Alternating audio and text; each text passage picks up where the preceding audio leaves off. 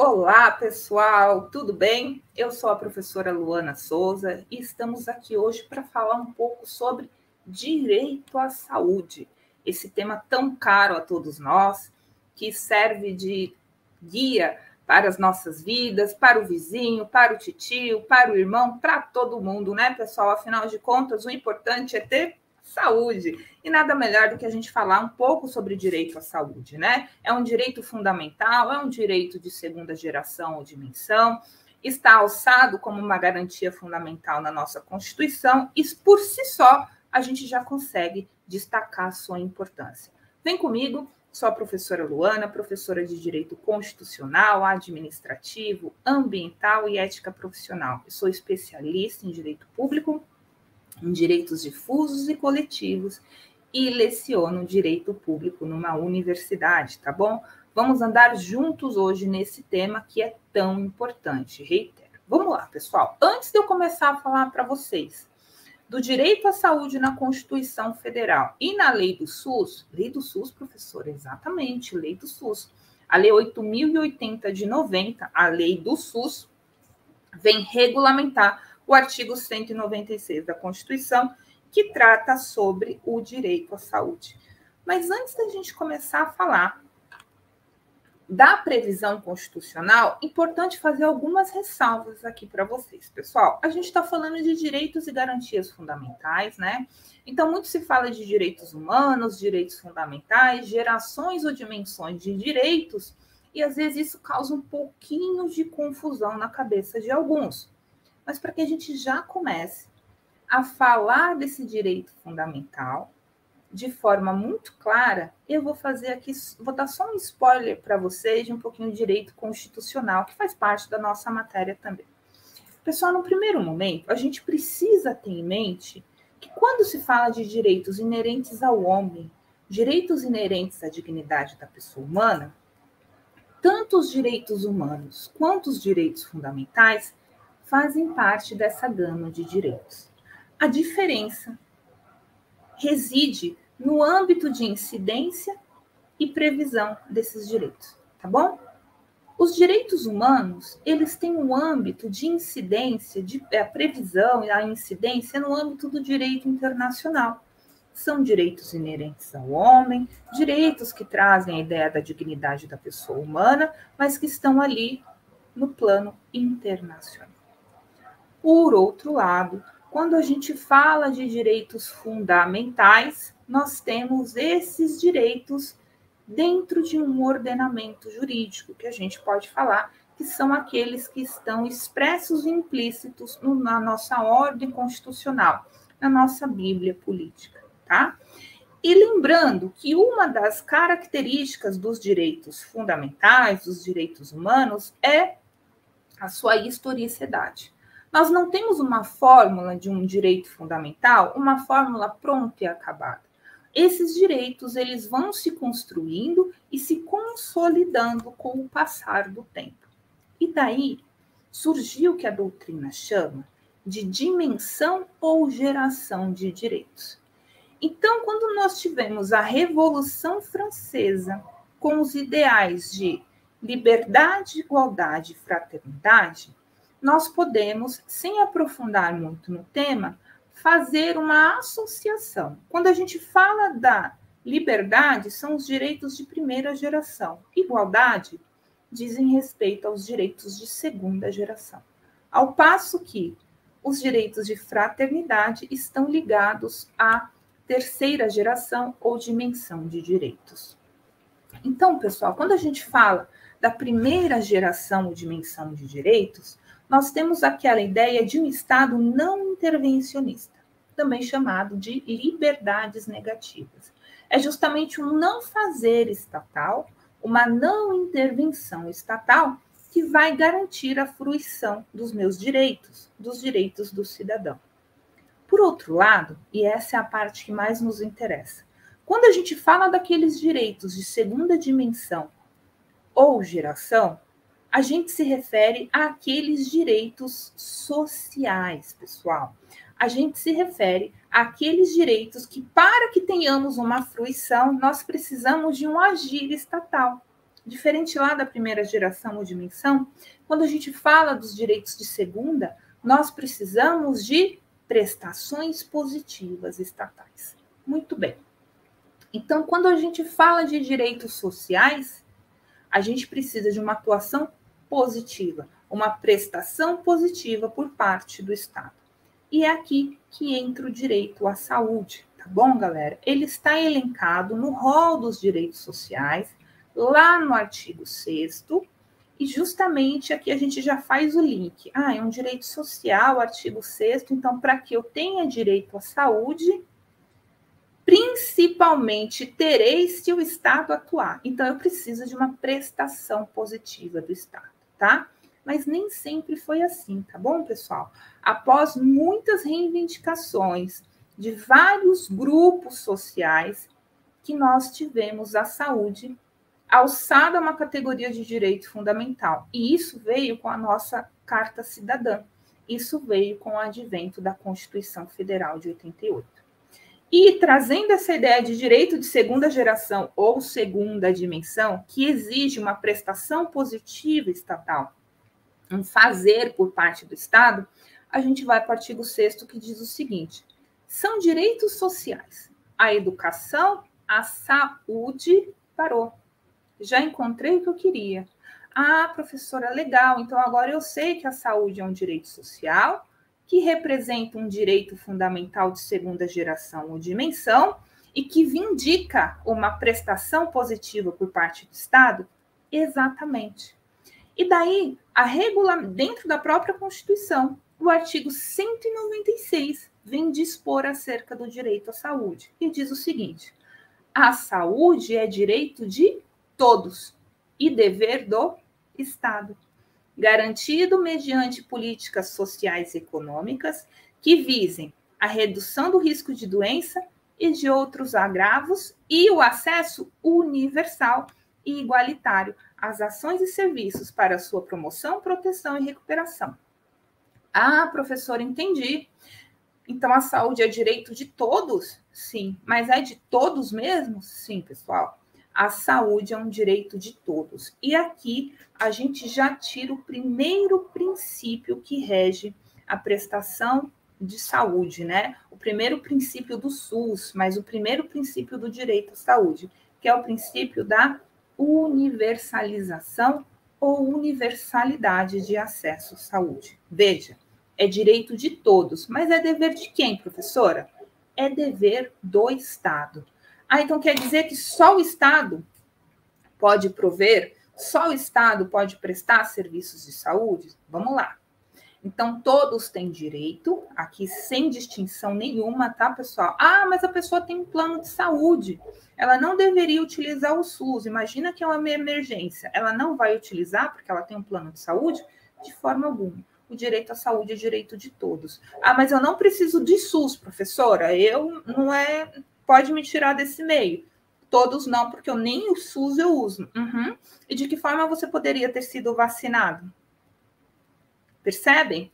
E daí, pessoal, a gente precisa ter uma ideia que quando a gente fala que é dever do Estado a prestação do serviço de saúde, a saúde, né, é um dever do Estado, a gente precisa dar um pulinho lá em direito administrativo, quando a gente fala de serviços públicos.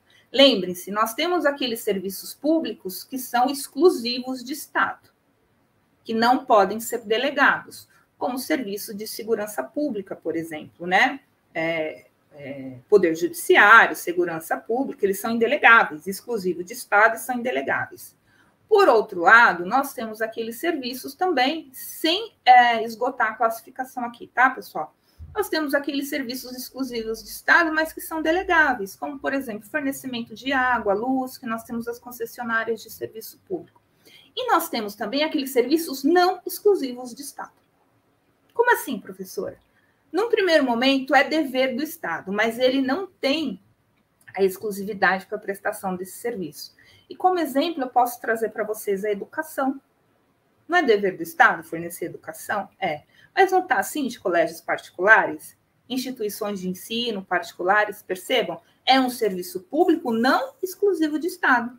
O particular, ele pode prestar, claro que desde que obedecendo às diretrizes do Ministério correspondente, à legislação pertinente, mas o particular, ele pode prestar sem que, para isso, ele tenha que formar algum tipo de vínculo com a administração pública.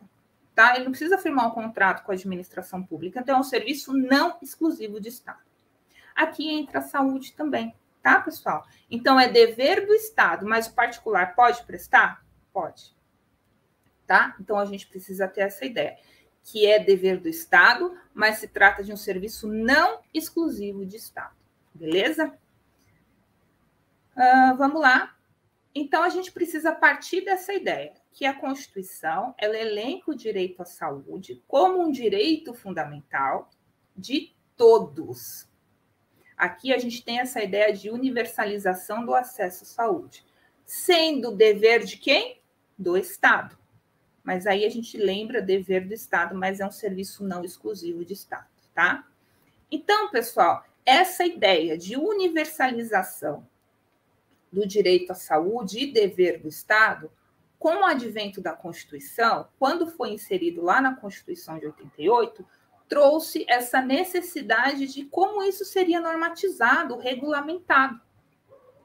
E daí o artigo 197 da Constituição já se antecipou e diz o seguinte, ó, são de relevância pública as ações e serviços de saúde, cabendo ao poder público dispor, nos termos da lei, sobre a sua regulamentação, fiscalização e controle, devendo sua execução ser feita diretamente ou através de terceiros, aqui por parte do Estado, e a parte final do artigo diz assim, e também por pessoa física ou jurídica de direito privado.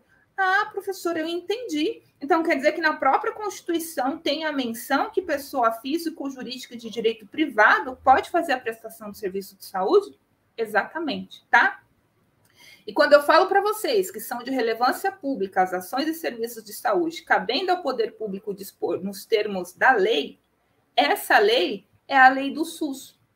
Uma lei extremamente importante para nós como cidadãos, nós como operadores do direito, e já adianto para você que se prepara para carreiras como Ministério Público e Defensoria Pública, que essa lei ela não cai. Essa é velha, né? Ela despenca. Então, você precisa ficar muito afinado no que diz respeito, principalmente no que tange aos princípios e diretrizes da lei do SUS, tá bom? Qual que é mesmo, professora? Lei 8.080 de 90.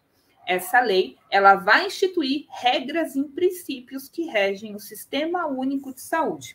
E prestem bastante atenção, pessoal. Quando eu falo do Sistema Único de Saúde e da universalização do acesso à saúde, a gente está falando de uma lei que regulamenta toda a prestação do serviço de saúde, tá? Traz as normas gerais, princípios e regras gerais. Não, a gente não está falando aqui daquela lei do plano de saúde, tá? Aqui já fica no setor privado. Mas diretrizes gerais para a prestação do serviço de saúde fica a cargo da lei do SUS, tá? Então, a gente tem a lei do SUS, que é o Serviço Único de Saúde. Ele consolida a política de saúde brasileira como um direito de todos, de forma indistinta. Então, a gente tem na Lei 8.080 a organização e os princípios que orientam o desenvolvimento da saúde. Pessoal, o SUS é um dos complexos, um dos sistemas de saúde mais complexos do globo, tá? A capacidade de atendimento do SUS, ela abrange desde o atendimento, da pressão arterial até cirurgias extremamente complexas, transplantes, órteses, próteses, tá? É um sistema muito complexo, muito completo. Com a criação do SUS, que veio regulamentar os artigos 196 e 197 da Constituição Federal, foi que se deu como possível, né? Que se tornou possível esse acesso universal e igualitário ao sistema público de saúde. Aqueles que são um pouco mais velhos vão se lembrar que antes do SUS era ainda mais difícil o acesso à saúde. Óbvio que, em alguns casos, não são todos que têm essa atenção integral à saúde, como dispõe a lei. Mas se a gente pegar um universo do cenário da saúde do passado e hoje, nós veremos que nós estamos numa vantagem infinitamente maior em relação ao que tínhamos anteriormente, tá? Então, o que a gente precisa saber no primeiro momento é que a gestão das ações e dos serviços do SUS, elas têm caráter solidário entre os 3 entes da federação. Então, nós temos a União, os estados e os municípios, tá? Nós temos uma rede que compõe o SUS muito ampla e abrangente, tá? Então, o que eu quero que vocês saibam? Essa rede, ela se subdivide em atenção primária, atenção média e de alta complexidade. Então, a gente tem, de forma técnica, dizendo que os níveis de assistência à saúde no Brasil, por meio do Sistema Único de Saúde, eles se subdividem em atenção primária, atenção secundária e atenção terciária, tá? E nós temos essa divisão prevista na lei do SUS de acordo com parâmetros estabelecidos na Organização Mundial de Saúde. Então, vamos lá entender rapidinho um pouquinho dessas etapas de atenção. A atenção primária, pessoal, é aquela atenção, é aquele serviço de saúde fornecido lá na UBS, que muitos conhecem como postinho de saúde, né? Então, é uma unidade de saúde que tem como finalidade vacinação, consultas de rotina, questões de saúde da família, que vão garantir uma atenção integral à população daquele território no qual elas estão instaladas, tá? Elas, mais do que trazer essa ideia de atendimento clínico, a ideia das UBSs, né, dessa atenção primária, é justamente promover a saúde e a qualidade de vida da comunidade. Porque a ideia de saúde, pessoal, não é só o tratamento, não é só a cura. Uma população saudável é aquela que tem mecanismos de prevenção muito ativos, tá?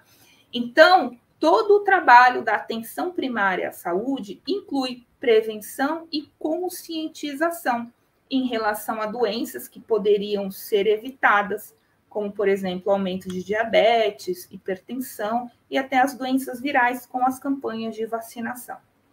Por outro lado, pessoal, nós temos a atenção especializada. Essa aqui, por seu turno, ela se subdivide em atenção secundária e atenção terciária. A secundária, ela é aquela oferecida nas unidades de pronto atendimento, nas chamadas UPAs, tá?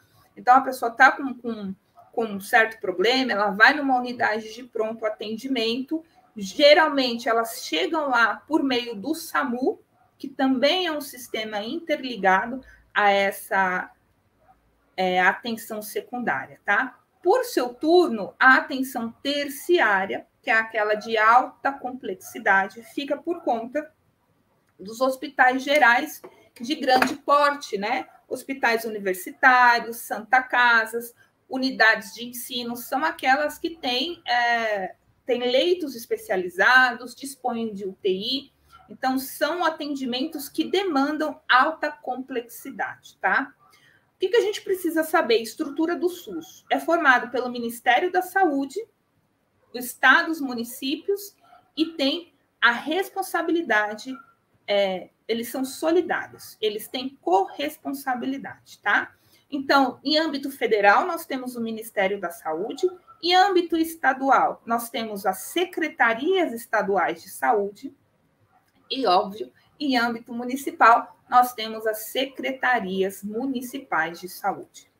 Quando a gente fala desses órgãos responsáveis, existem os chamados conselhos. São órgãos colegiados que são compostos tanto por representantes do governo, prestadores de serviços da saúde e até pessoas da população.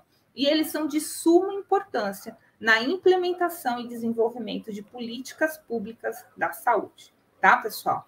Agora vem aquela parte que mais nos interessa, né? Aquilo que pode ser cobrado numa prova de concurso, aquilo que você vai levar para a sua vida, aquilo que você vai utilizar até como fundamentação de uma petição, se você for requerer um medicamento de alto custo, uma cirurgia de emergência, que são os princípios do SUS. Primeira coisa, já falei para vocês e agora só ratificando.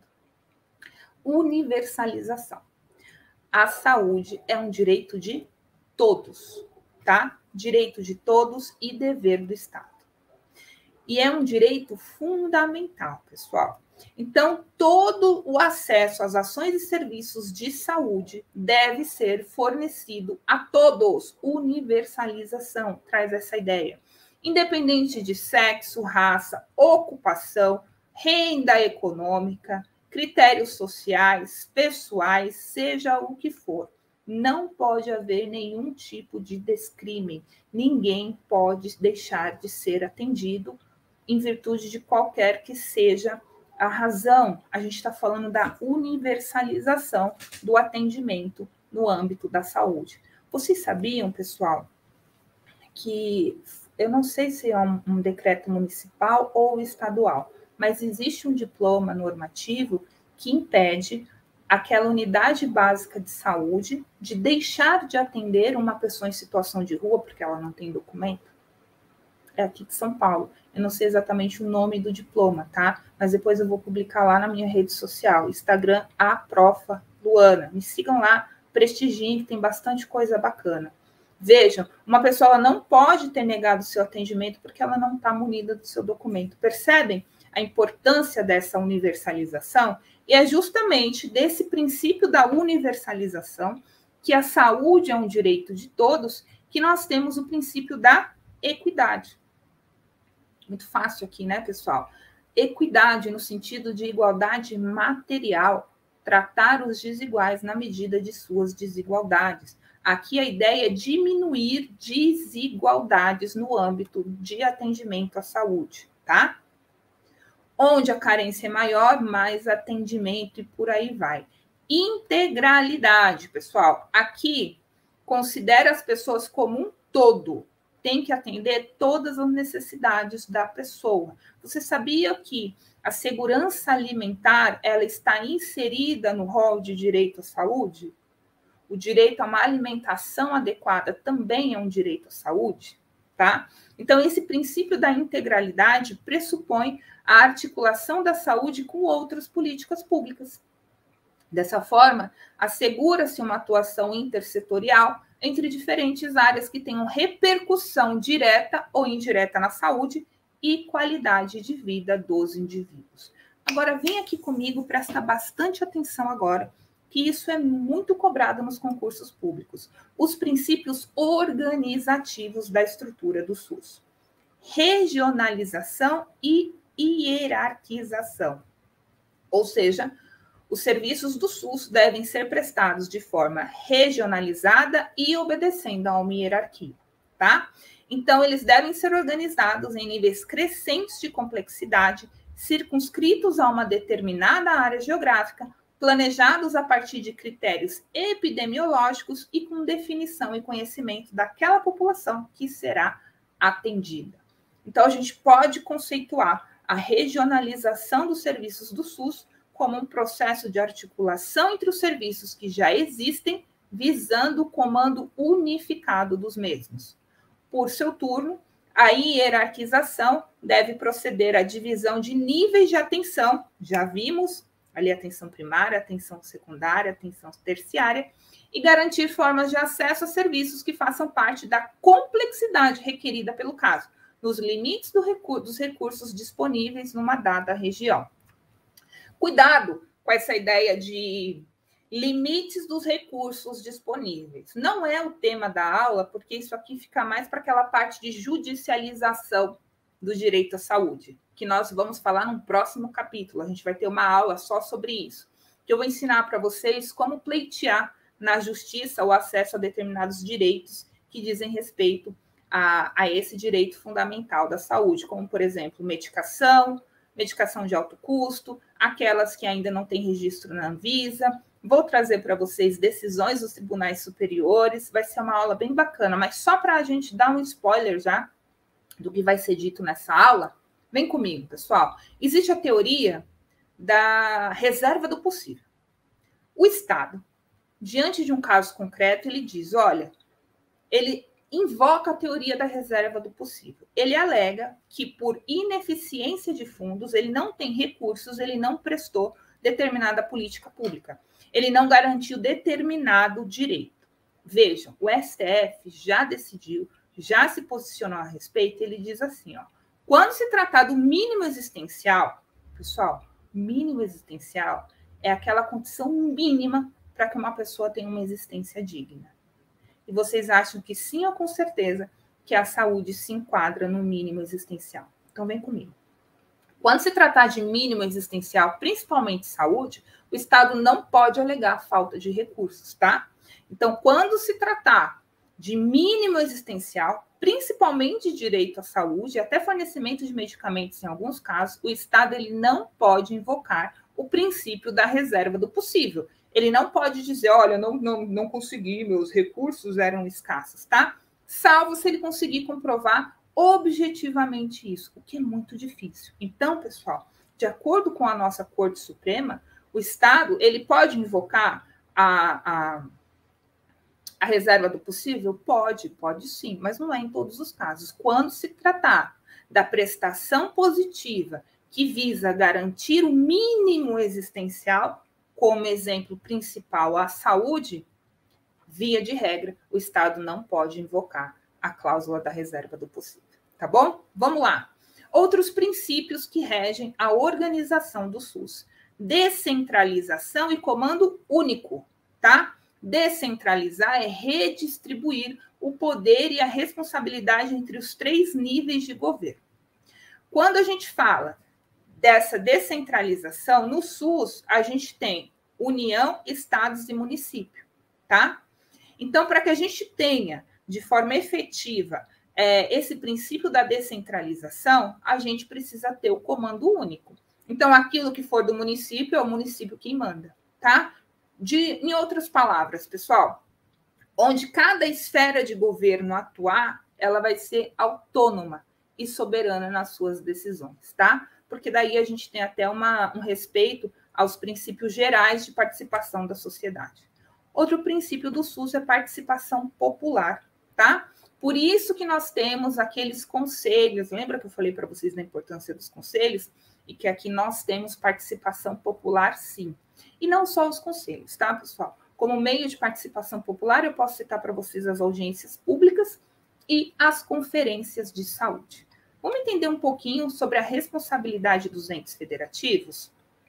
Vamos começar pela União, tá? A gestão federal da saúde é realizada pelo Ministério da Saúde e o governo federal. O Ministério da Saúde, pessoal, é o órgão competente, o órgão responsável em formular políticas nacionais de saúde. Ele vai formular essas políticas nacionais, mas ele não realiza. Para que tenhamos a realização, a execução das políticas nacionais de saúde, aí a gente vai precisar dos outros entes federativos, né? Estados, municípios, o Ministério da Saúde vai se utilizar de ONGs, fundações, empresas, que eu já vou trazer para vocês a ideia do terceiro setor atuando como coadjuvante na prestação dos serviços de saúde, tá? Lembrando que também cabe ao Ministério da Saúde, a gente está falando lá em âmbito federal, a função de planejar, elaborar normas, avaliar e utilizar instrumentos de controle para o SUS. Beleza? Passamos agora para os estados e Distrito Federal. O Distrito Federal ele tem aquele caráter híbrido, né, pessoal? Ele é um pouquinho estado, um pouquinho município. Então, os estados, eles não têm o chamado ministério. O ministério é só na órbita federal. Os estados, eles têm as chamadas secretarias, tá? Então, o gestor estadual, ele vai aplicar recursos próprios e, inclusive, aos municípios. E esses recursos são repassados pela União, tá? A gente tem os estados como responsáveis pela coordenação e planejamento do SUS ali em nível estadual, respeitando a normatização e autonomia federal, tá? Os municípios, mesma coisa, pessoal, estarão responsáveis pela execução das ações de saúde no respectivo estado. Vão aplicar recursos próprios e aqueles que eles receberam por repasse dos estados, tá? Os municípios têm competência de formular suas próprias políticas de saúde e coordena o SUS em nível municipal. Pode estabelecer parcerias, convênios com outros municípios para que ele consiga garantir o atendimento pleno da sua população. Isso geralmente acontece quando envolve alguns procedimentos de complexidade que estejam acima daqueles que o município pode oferecer. Tá bom, pessoal? E a gente tem a saúde suplementar também. Vamos lá. Tudo que eu falei aqui para vocês, eu falei daquela parte que é dever do Estado, só do Estado. Mas lembrem que eu falei bem no comecinho da nossa aula que a saúde é direito de todos, princípio da universalização e dever do Estado. Só que lembram que eu disse a vocês que a saúde está naquele rol, naquela classificação de serviços não exclusivos do Estado? E que o próprio artigo 197 da Constituição, lá no finalzinho, descreve, né, dispõe que os serviços de saúde poderão ser prestados por pessoas jurídicas de direito privado. Beleza? Então, aqui, pessoal, é que entra a saúde suplementar. Não é a complementar, tá? Complementar eu ainda vou explicar para vocês. Então, quando a gente fala de saúde suplementar, é o sistema privado de assistência à saúde das operadoras de plano de saúde e prestadora de serviços aos beneficiários, sob regulação da ANS. Quem que é a ANS, pessoal? Agência Nacional de Saúde Suplementar. Lembra que tivemos no ano passado um julgamento muito paradigmático daquele rol taxativo da ANS? Lembraram? É tema de outra aula, mas só para vocês se situarem aqui na questão. Então, quando a gente fala da Agência Nacional de Saúde Suplementar, vejam, quem vai trazer todas as diretrizes, fiscalização naquilo que couber, com auxílio dos outros entes federativos, Ministério da Saúde e Saúde Pública, tá? Quando a gente falar de saúde suplementar, que traz aquela ideia dos planos de saúde, quem que vai regular? Né? A gente está falando de agência reguladora, né, pessoal? Vamos lembrar que é uma autarquia especial, que tem uma série de critérios que são específicos. Se dando a ideia de agência reguladora, veio lá nos anos 90. Muita privatização, muita concessionária de serviço público exercendo serviços exclusivos de Estado, mas por delegação, as concessionárias de serviço público. O poder público, a administração pública direta, ela não tinha como normatizar, fiscalizar, regular a atividade dessas empresas concessionárias. E daí foram criadas as agências reguladoras. Então, para cada setor específico de prestação de serviços, nós temos uma agência reguladora.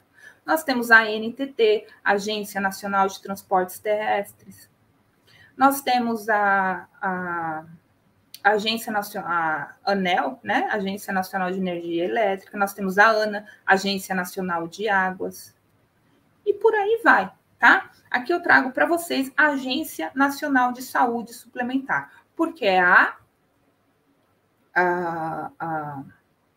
autarquia, né? É a agência reguladora, a autarquia especial, a agência reguladora que vai fiscalizar, normatizar, regulamentar aquelas empresas, né? Os planos de saúde prestadores de serviço, tá? Lembrando que a própria Constituição Federal, ela diz que a assistência à saúde é livre à iniciativa privada, desde que seguindo os parâmetros legais, né?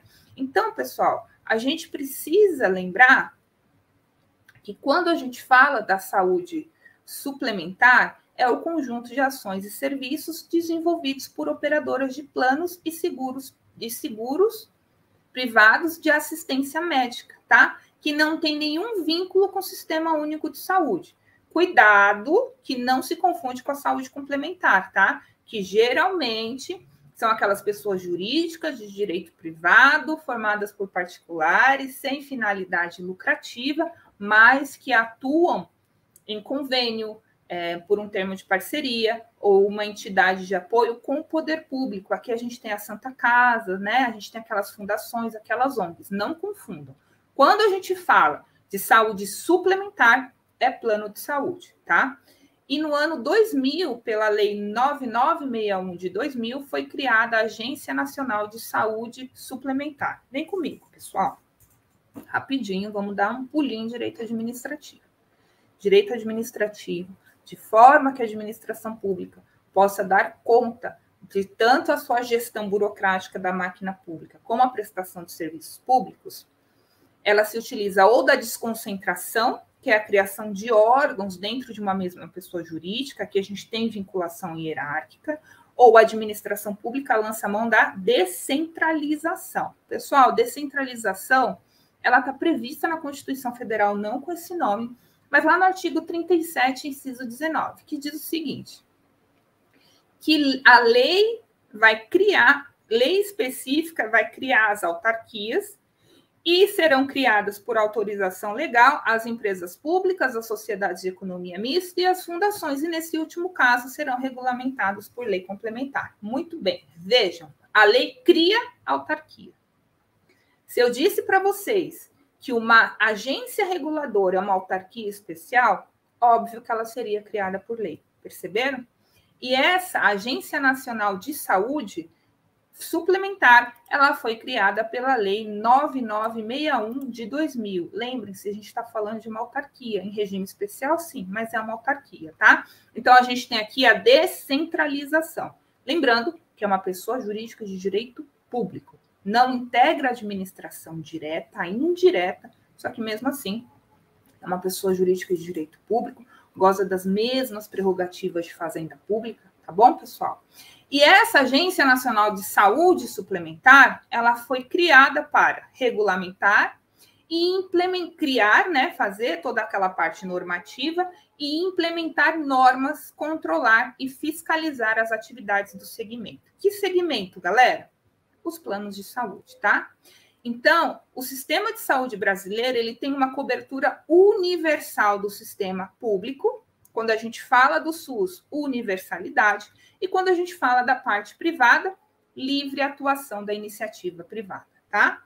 Então, os planos de saúde, pessoal, eles trazem essa ideia de fornecimento de assistência à saúde de forma suplementar, porque o principal é pelo SUS, universalização, tá?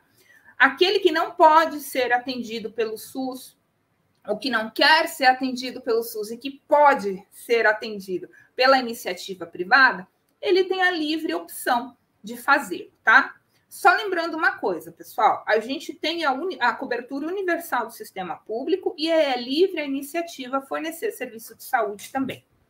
Eu quero que vocês entendam uma coisa, que até para pessoas muito mais instruídas, isso acaba causando uma certa confusão. Não é porque a pessoa faz uso da saúde suplementar, leia-se, é beneficiário de um plano de saúde, que ele perde o direito de ser atendido pelo SUS, tá bom? Existem mecanismos de restituição, de ressarcimento, enfim, eu não estou chegando nisso. O que eu quero dizer é que a pessoa tem plano de saúde e não pode ir no SUS. Esqueçam isso. Quando vocês forem pensar sobre esse prisma, lembrem-se da universalização da saúde. Combinado? Então, galera, essa ideia, o principal objetivo da saúde suplementar é justamente trazer amplo acesso àquela população que pode acesso à assistência hospitalar que não seja o SUS, tá? No modelo atual, essa saúde suplementar, essa dos planos de saúde, é para doenças que já existam, seja para cura ou melhoria dos sintomas, tá? O artigo 197 da Constituição, repito, ele traz que a execução dos serviços de saúde deve ser feita diretamente pelo poder público ou através de terceiros e também por pessoa física ou jurídica de direito privado, tá? Como o setor público ele não tem capacidade de atender a todas as pessoas de forma qualitativa, a gente tem a possibilidade constitucional da saúde suplementar, que é um pilar importante do Sistema Nacional de Saúde, indispensável para o Estado e que ela é regulamentada pela Agência Nacional de Saúde, tá? Quais são os objetivos, né? Pessoal, suplementar no sentido de auxiliar a população no acesso ao atendimento de saúde, à assistência hospitalar, porque muitas vezes o SUS não é suficiente e aqueles que detêm de mais recursos vão fazer uso de uma assistência privada mesmo, né? De uma saúde suplementar, tá? E agora, pessoal, caminhando para o finalzinho, eu quero fazer uma diferenciação para vocês entre saúde suplementar, que é essa que a gente falou até agora, dos planos de saúde, é livre iniciativa, né? Livre iniciativa privada, está previsto na nossa Constituição e que é regulamentada pela agência reguladora, chamada Agência Nacional de Saúde Suplementar. Quando a gente fala de ANS, lembra de plano de saúde, lembra que é a Agência Nacional de Saúde Suplementar. A gente que fala ANSS, mas eu gosto mais de ANS, tá? Suplementar. Agora, quando a gente fala de saúde complementar, a gente tem uma iniciativa privada dentro da área da saúde pública. Ah, professora, agora eu fiquei confuso. Ó, a saúde suplementar, que é aquela do plano de saúde, ela engloba ações e serviços privados que são prestados por meio dos planos de saúde. A gente fala em saúde suplementar, uma atuação privada, exclusivamente privada, ok? Vem comigo. Quando eu falo para vocês de saúde complementar, é porque a iniciativa privada, por algum mecanismo legal específico, ela vai complementar a atuação do SUS. Tá bom? Suplementar somente os particulares, complementar vai ajudar, vai complementar, propriamente dita, a atuação do SUS. E de que forma, professora, a iniciativa privada vai poder complementar a atuação do SUS? Ela poderá ser feita, pessoal, por meio de contrato de direito público ou convênio. Na grande maioria das vezes é feita por meio de convênio, porque esses convênios são realizados com entidades filantrópicas, que são aquelas sem fins lucrativos, tá? O Estado ele se utiliza da iniciativa privada para aumentar e complementar a sua atuação na prestação dos serviços de saúde. Eu vou explicar para vocês, ó. Quando a gente fala desses convênios com entidades filantrópicas sem fins lucrativos, a gente está falando do chamado terceiro setor. Eu já vou explicar para vocês, tá bom? Elas são sem fins lucrativos. Significa dizer que a finalidade é a prestação de um serviço social, de uma assistência de saúde, de uma assistência educacional, de pesquisas. Não significa dizer que ela faz de graça, percebem? Não tem finalidade lucrativa. A finalidade é de cunho social, filantrópico, de ajudar mesmo. Não é uma finalidade lucrativa. Mas como nem relógio trabalha de graça, pessoal, o Estado paga essas entidades particulares, tá? Elas são sem fins lucrativos, mas elas precisam se manter, correto? Então, por meio de auxílio, fomento, subvenções, às vezes tem até uma transferência de pessoal, uma cessão de pessoal, uma cessão de bens públicos para que essas entidades possam funcionar, tá bom? Então, vejam, é o poder público com auxílio complementar da iniciativa privada, por meio de contratos administrativos, raramente, mas mais convênio, o chamado terceiro setor, o poder público ele vai prestar esse serviço de saúde, tá? O artigo 199 da Constituição diz o seguinte, ó, pessoal, a assistência à saúde é livre à iniciativa privada. E daí o parágrafo 1º diz o seguinte, as instituições privadas poderão participar de forma complementar do Sistema Único de Saúde, segundo diretrizes do SUS, mediante contrato de direito público ou convênio, tendo preferência às entidades filantrópicas e às sem fins lucrativos, tá? E é aqui que entra, pessoal, o terceiro setor. Professora, nunca ficou muito claro esse lance de terceiro setor para mim. Detesto direito administrativo. Esquece, abre seu coração e vem comigo, que eu garanto para você que aqui em pouquíssimos minutos você vai tirar de letra e vai ficar muito mais claro a ideia de terceiro setor para você. Vamos lá. A doutrina, ela divide a nossa economia, a doutrina majoritária divide a nossa economia em 3 setores principais. Então, nós temos o primeiro setor, que é o Estado propriamente dito, que atua na prestação de serviços à população, que atua na satisfação do interesse público primário. É o grande primeiro setor. Ele não atua com finalidade econômica, tá? Atua na prestação de serviços públicos. O segundo setor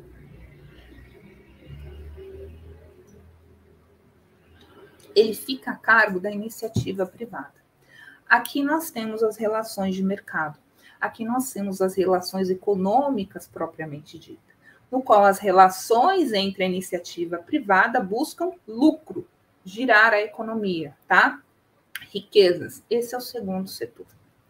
E nós temos o terceiro setor da economia, que é aquele que são empresas formadas por particulares sem finalidade lucrativa, mas que atuam juntamente com o Estado na prestação dos serviços públicos e, principalmente, aqueles serviços públicos de cunho social, ligados à educação, à saúde, assistência social, pesquisa científica. Tá bom, galera?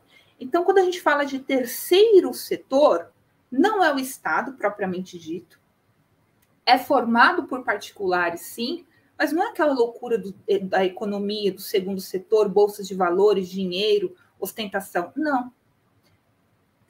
São pessoas jurídicas de direito privado, formadas por particulares sem finalidade lucrativa, mas que atuam ao lado do Estado na prestação de serviços públicos, geralmente serviços públicos com finalidade filantrópica, finalidade social. Por que eu digo para vocês que o terceiro setor ele anda ao lado do Estado? Porque o terceiro setor, as empresas que integram o terceiro setor também são conhecidas como paraestatais. São empresas que andam paralelas ao Estado, tá? Elas andam ao lado do Estado, elas estão juntamente com o Estado na prestação dos serviços. E vem comigo. O terceiro setor, ele não integra nem a administração direta, União, estados, DF, municípios, e o terceiro setor tampouco integra a administração indireta, autarquias, fundações públicas, sociedades de economia mista e empresas públicas. O terceiro setor são pessoas jurídicas de direito privado, formadas por particulares sem finalidade lucrativa. Aqui é o nosso terceiro setor. E daí, pessoal, só para vocês saberem, todas essas entidades, com exceção do Sistema S é SESI, SENAI, SESC, SEBRAE, né? Que nasce resultante de lei. Mas quando a gente fala dessas entidades do terceiro setor, elas nascem, pessoal, via de regra, como uma associação ou fundação. Aí depois, elas ou firmam um convênio, ou um contrato de gestão, ou um termo de parceria, elas firmam um instrumento formal com o Estado e se qualificam como uma entidade do terceiro setor, tá? Então, por exemplo, quando a gente fala na área da saúde, geralmente a gente está falando das entidades de apoio. Essas entidades de apoio são associações ou fundações, nascem como associações ou fundações, firmam um convênio com a administração pública, seja na área da educação ou na área da saúde, como a gente vê aqui, e por meio desse convênio, eles recebem subsídios, fomento, auxílio, subvenção, cessão de mobiliário, pessoal, até bens públicos, para atuar ao lado do poder público na prestação dos serviços de saúde, Se você vai a algum postinho, por exemplo, né? Às vezes tem algumas fundações, como Albert Einstein, entre outras, que estão lá prestando serviço no SUS. Você fala, ué, mas esse pessoal do hospital particular não causa uma certa confusão? Ali você pode ter certeza que deve ser, né? Porque a grande maioria das vezes é, resultante de um convênio, que aquela fundação firmou um convênio com a administração pública, se qualificou como entidade de apoio e ajuda na prestação desse serviço público, tá? Auxilia, complementa o SUS na prestação do serviço público de saúde, tá bom, pessoal? Então, a gente tem que há uma posição preferencial no nosso ordenamento jurídico de parceria das santas casas e hospitais filantrópicos, para que a gente tenha a promoção de ações de saúde assistencial, tá? Tanto com governos municipais, estaduais e federal. A gente tem isso, a previsão onde está, já disse a vocês, no 199 da Constituição, bem como no artigo 25 da Lei 8.080, tá? Vale lembrar, pessoal, que quando a gente tem essa transferência, muitas vezes da gestão de um hospital público para uma entidade sem fins lucrativos, o ente político ele não está se afastando do cumprimento da sua obrigação constitucional, da obrigação constitucional de garantir o acesso à saúde. Muito pelo contrário.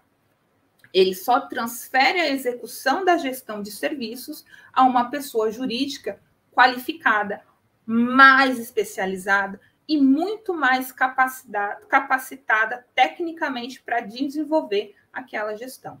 E dessa forma, resulta numa otimização na prestação daqueles serviços, tá? Lembrando que o custeio dos serviços continua sendo da administração pública, tá? Alguns doutrinadores chamam isso de gestão compartilhada, tá, gente? Então, a gente tem o ente político, contrata alguém do terceiro setor, formaliza por meio de um contrato de convênio, e daí nós temos essa saúde complementar, né? E daí a gente tem mais essa forma dos particulares em colaboração com o poder público, né? Que aqui é o terceiro setor, eles atuam de forma complementar na prestação dos serviços de saúde. Lembrando a vocês que quando a gente fala do direito à saúde, está previsto lá no rol do artigo 6º da nossa Constituição, um direito de segunda dimensão ou geração que se dá com uma prestação positiva por parte do Estado. Lembrando que, em virtude do que apregoa o 196 da Constituição, a saúde é direito de todos e dever do Estado. Nós vimos aqui que o Estado pode prestá-la de forma direta, por meio da lei do SUS, que o SUS traz toda essa normatização e diretriz para a prestação do serviço público, com uma série de princípios que vale a pena estudar sim. Anota aí, Lei 8.080, mas que nós poderemos ter acesso à saúde também de outras duas formas, que a Constituição prevê.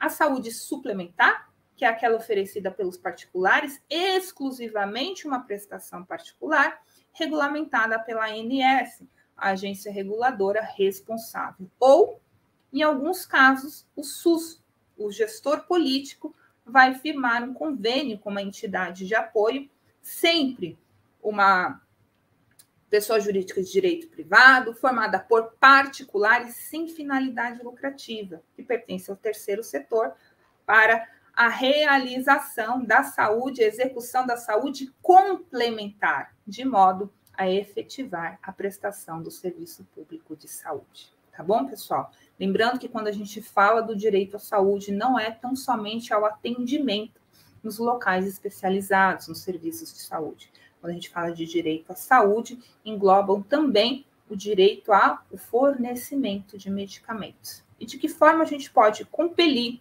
o Estado a fornecer medicamentos ou a viabilizar cirurgias. E não tão somente o Estado, aqui já vai um pouquinho para a esfera do consumidor, os planos de saúde também.